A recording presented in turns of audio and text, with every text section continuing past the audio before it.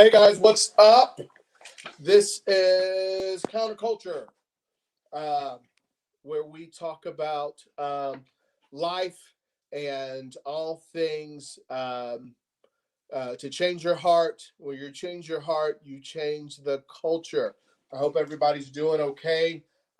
We are actually in chapter 2 of Courage, and we'll get into it. And I hope everybody's doing okay. It's been a great week. This is Thanksgiving week, and I'm just so excited about everything that's just been going on in life. And I'm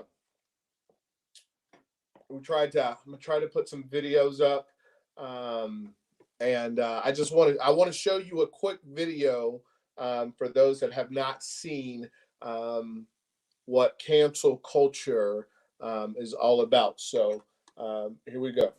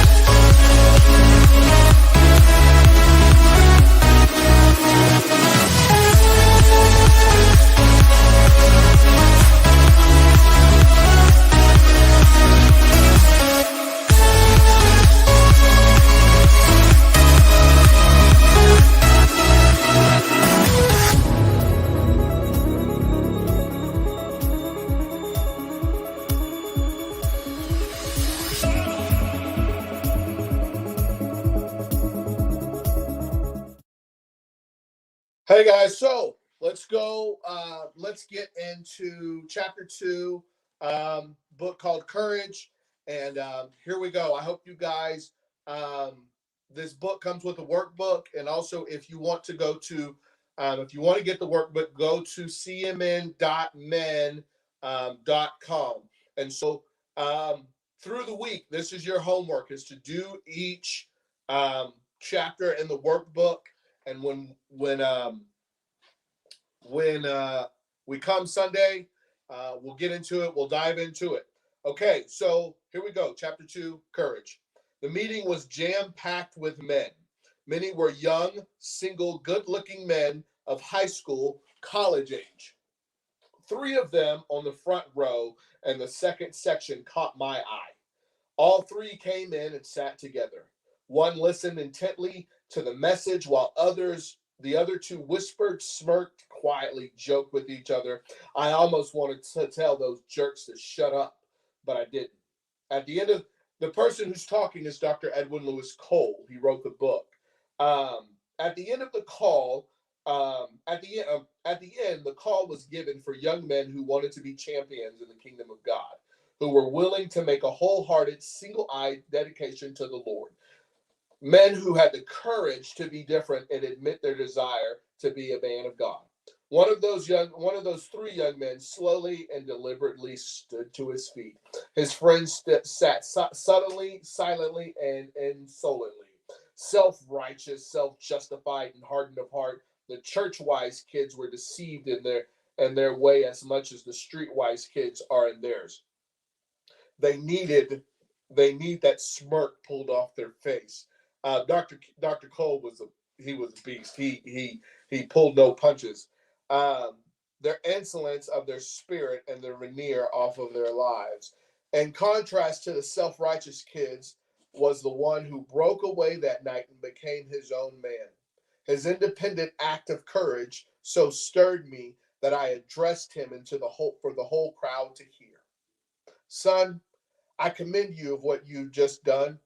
You did not allow yourself to be intimidated by the peer pressure of your friends, but you made your own individual decision and did it openly and honestly before everyone. In my book, sir, you are a man. The audience broke out into a spontaneous applause as they recognized what he had done. His life was changed that night. He had reverence for God. His buddies sneered. He submitted to righteousness, but they rejected it. After the meeting, I saw an older man walk over to him and put his arms around those young shoulders. That young man hugged him without embarrassment. After they embraced, the older man came to me and said, "That's my son." The son had what it takes: courage. The church wise kids, his friends, showed no courage. A mother told me she sent her daughter to an overnight outing with the church youth group, hoping her daughter would experience a spiritual renewal and the relationship with the Lord. Instead, her daughter came home distraught, distressed, and depressed. Some of those church-wise young men had grabbed her physically, demeaning her with their brutish advances. They pointed out to her and laughed among themselves, while the youth pastor was too busy setting up the movie filled with suggestive sex that was his planned social activity for the evening. How sad. These same church-wise young men earlier had visited a convalescent home to witness to the elderly, projecting personality, polished in their performance. We church folks, we know how that goes. Polished in their performance, going through the motions of their religion. These guys were such con artists, playing the game. God looks on the heart, not just the facade. If you are that kind of church-wise group, or if you have friends like that, you want to be the man of God, but you want to be a man of God, then get away from them. Have nothing to do with them. Their deception is dangerous to your dedication to God. You must add courage to your faith. It takes courage to resist peer pressure of your friends. Let me say that again. It takes courage to resist peer pressure from your friends. Courage not to go with the crowd. It takes courage. 5 things. It takes courage to face reality, to admit need, that you have an issue, a problem, to change, not only admit it, but change, make decisions, and hold convictions. Success is not based on the ability to say yes, but on the ability to say no. Ask any successful man or woman, ask anyone with honor and virtue who elicits your respect. They will tell you they learned how to say no. It's not in your ability to say yes, it's in the ability to say no. It's in the ability when your friends want to go do something and you know it's going to lead to trouble. It takes courage to say no to your friends. Courage and firmness must be directed by knowledge. You must know what is right in order to know what to resist and to and what you can yield. Courage can be the virtue of the wise or the vanity of fools. It takes courage to stand your ground, but it takes courage coupled with wisdom to know when to run. It takes courage. In Genesis chapter 39, Potiphar's wife, in the story of Joseph, you know, Joseph with the dreams, and yeah. Potiphar's wife tried to seduce Joseph. She tried to spit game at Joseph, and Joseph was like, no. Nah, bro. Uh, Potiphar's wife tried to seduce Joseph, but he turned and fled. It took courage to run. That's what Paul wrote in Timothy. Flee Also your youthful lust. The foolish man would have said, I can stay here and not give in. Like, I'm gonna go to my girl house and ain't nothing gonna happen. I can stay here and not give in. The wise man knew when to flee. Moral courage enables a person to encounter hatred, disapproval, contempt without departing from what is right. Moral cowardice causes a person to shrink from duty and danger, to dread pain and harm, than to yield to fear. Moral cowardice. That means, if you're in the army or the Marines and you're in Afghanistan, you can't have moral cowardice when you're in the middle of the battle. Moral cowardice is the ruin of manhood. Double-minded men waver from what is right and wrong because they are undecided. They constantly are tempted to yield to evil. They profess to hate sin but have a lingering love for it. As a result, they do not have a right understanding what is good and evil, which is absolutely necessary to battle the world. We know the culture. We know the climate. It takes courage to go against the current climate of the culture. Rob was a young man, just like you that are watching this. Rob was a young man I've known on and off for a number of years. When he makes a commitment, when Rob makes a commitment, you can take it to the bank. He comes around to see me. When it wears off, he stays away. Rob had a close relationship with the Lord when he was in high school and showed a tremendous capacity for leadership. But after being rejected by his mother because of his Christian faith and being rejected by a Christian girlfriend because he did not control his youthful lust, he believed he had to prove himself to women. He became double-minded. He says he loves the Lord with all of his heart, yet he wallows in promiscuity, lewd behaviors, and addictions.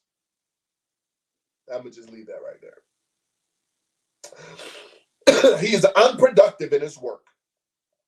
He can't find a steady girlfriend who satisfies him, and he swings constantly from one extreme to another. He is unstable in all his ways. Dude, that's a Bible scripture. A double-minded man is unstable in all his ways. And to top it off, he rationalizes his failures because of what happened with his mother and his girlfriend in high school. How many people do you know that they get in trouble and instead of anteing up to the trouble and say, hey, it was my fault, they want to say, hey, well, it's because of this, or because I didn't grow up without a dad. I grew up without a dad, or I grew up in a jacked up situation, or I didn't have good shoes to wear. Double-minded man is unstable. To top it off, he rationalizes his failures because of what had happened with his mother and his girlfriend. Rob will never be a success until he decides who he is going to serve, God or himself. It will take courage to make a decision in your heart, in your soul. It takes the decision deep in your soul that I'm going to do this. This is the way I'm going to walk. For me, myself, it's going to take courage. The Bible is a book of moral courage. John the Baptist had it when he rebuked the king for his sin. John the Baptist going against the king. The king, he walked in the king's court and he condemned him for the sin that he did. David added to his faith when he stood before Goliath. Remember the story about Goliath and David? David was just a little shepherd boy, and Goliath was like this master of warriors.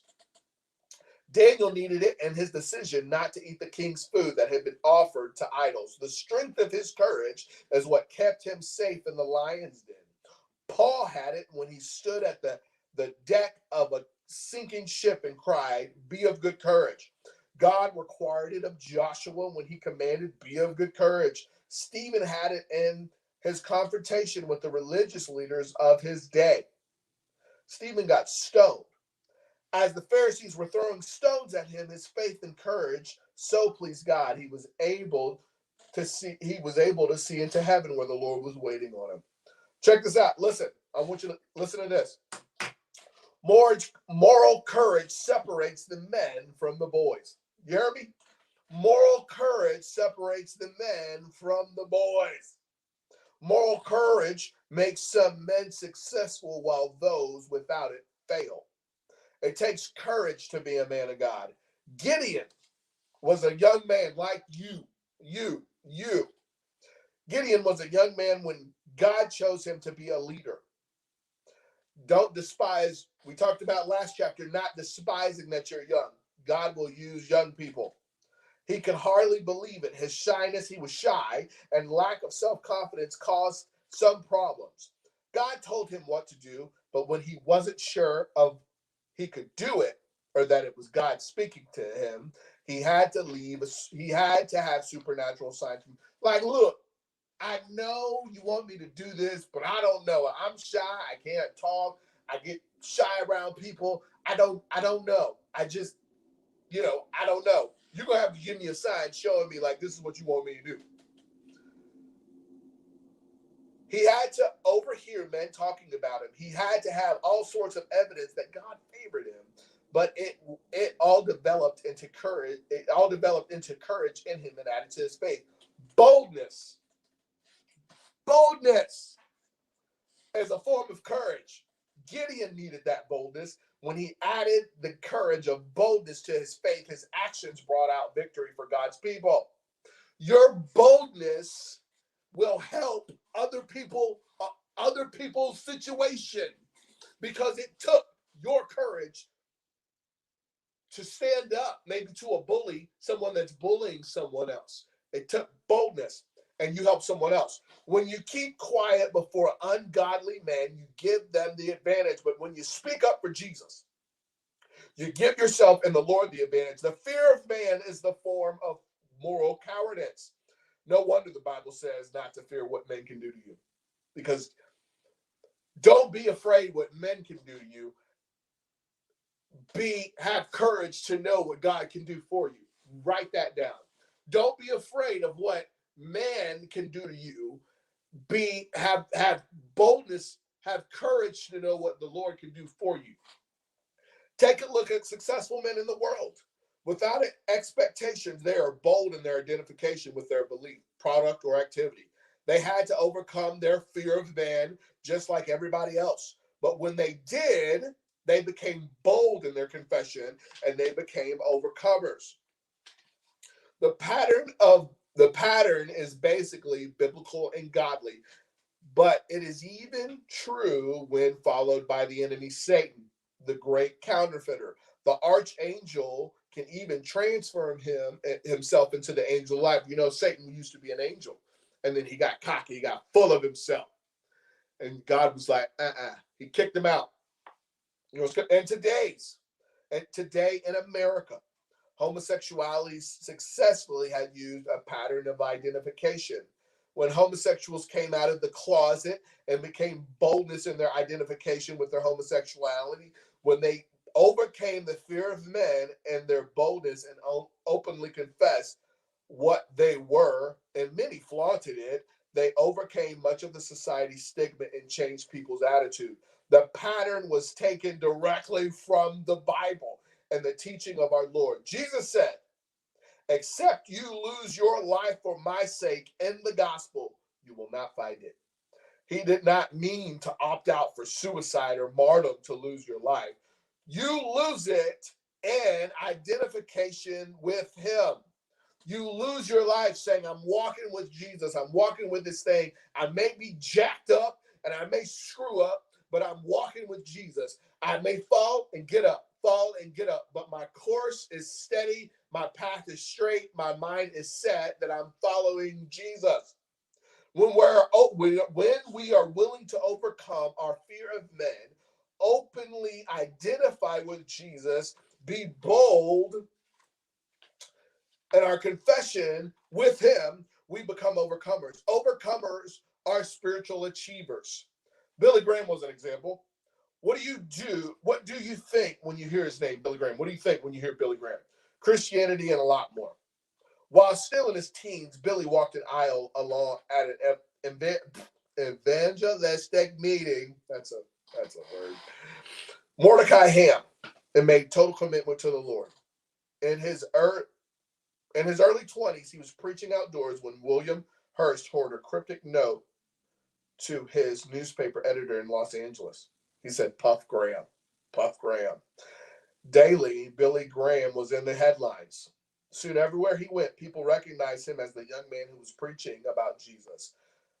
Anything he had been prior to that was gone.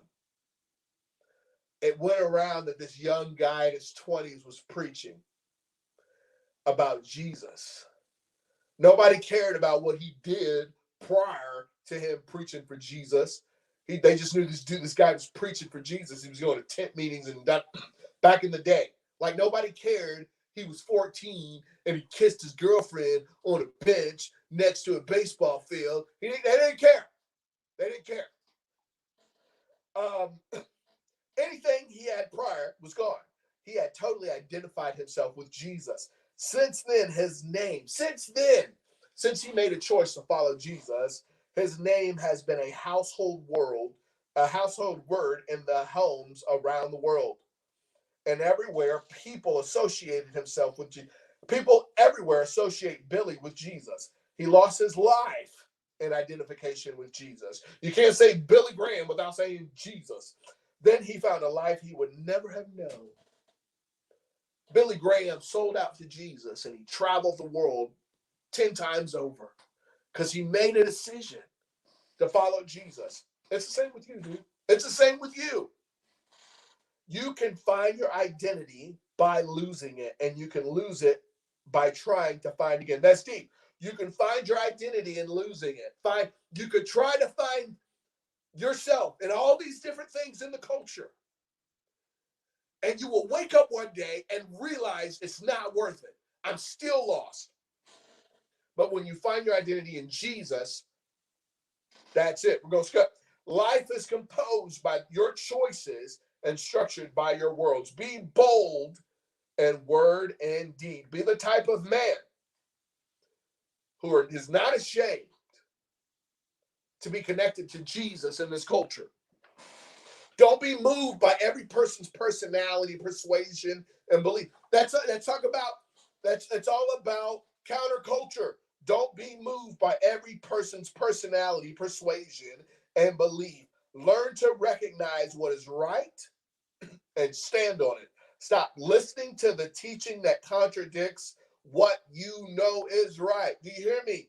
Don't stop listening to the teaching that contradicts what you know is right. One of the common errors of man is to judge others by what they do and themselves by their intentions. Intentions are not actions. We are judged by what we do, not what we intend to do. Do you hear me? I want you to listen to this.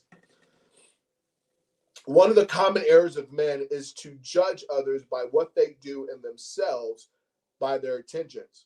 They judge others by what the other people do, but they only judge themselves by their intentions.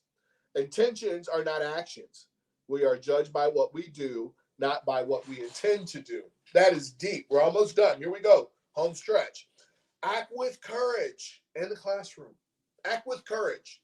When everybody's joking and sniggling and snapping, you be the one that tells, hey, y'all chill out. The teacher's trying to teach. You be the one with boldness to be the different one. Have courage in the classroom, on the campus, at home, for those that have jobs. Don't wait until your youth is gone to get the guts or wisdom to make your life count for God. Do it now. Don't wait until you're in your 30s to try to be bold. Do it now. Do it now. We're almost done. I've tried to burn into men's hearts the need to read Psalms and Proverbs to gain courage and wisdom. If you have a Bible, get the Bible app, YouVersion, and read Psalms for wisdom and Proverbs for knowledge. In addition to your regular Bible study, you need to read them both every day. Start your day when you wake up. Wake up early to read from Proverbs, the book of wisdom. End your day before you go to sleep After your parents tell you go to sleep or go in your room, turn your Xbox off, your tablet, your phone, and read Proverbs. You may learn something. Don't allow yourself to develop a bad thought patterns and habits that you'll have to undo or relearn it. Don't have habits that's gonna suck that you learn that you're gonna have to undo later in life. Lay the right foundation to your character now. Be man enough and have enough courage to begin right now so you don't have to suffer all the remorse, regret, and retribution later. Don't despise your youth. What did I just say? What did I just say? Don't despise your youth. Let no man despise your youth. Learn to say no. Identify yourself in Jesus. Reverence know what's right and reject the wrong. Let your manhood be your glory and make it Christ-like. Manhood and Christ-like are synonymous. They're the same thing. I promise your life will get better. We're on chapter 2. Hey, I will see you next week. I want you guys to have a great Thanksgiving, and I will see you guys next week. Don't eat too much, and you guys stay safe. See you there.